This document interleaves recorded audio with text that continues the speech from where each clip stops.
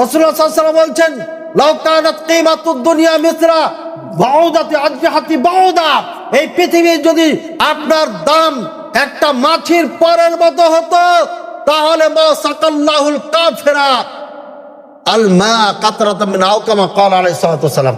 যদি এই পৃথিবীর মূল্য একটা মাছির পরের সমতুল্য হতো, তাহলে আমি কাফেরদেরকে এক ফোঁটা পানি পর্যন্ত দিতাম না। পৃথিবীর কোনো দামই নাই আল্লাহর কাছে।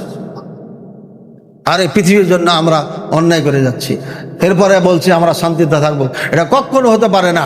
ভাইয়ের আমার, একটা বৃদ্ধার আচরণ করার কারণে 70 জন সাহাবী চলে গেছেন। সামান্য একটা বৃদ্ধার আচরণ করার জন্য আদম আলাইহিস সালাম আপনার জান্নাত থেকে বহিষ্কার হয়ে গেছেন, নিচে আসতে হয়েছে। আর আমরা এতগুলো বৃদ্ধার আচরণ করছি, সুদ ঘুষ মিথ্যা ধোঁকাবাজি প্রতারণা কত কি করতেছি, তারপরে যদি আমরা শান্তি চাই, এটা বোকামি ছাড়ার কিচ্ছু হতে পারে না। আল্লাহ আমাদের বুঝার তৌফিক দান করুন।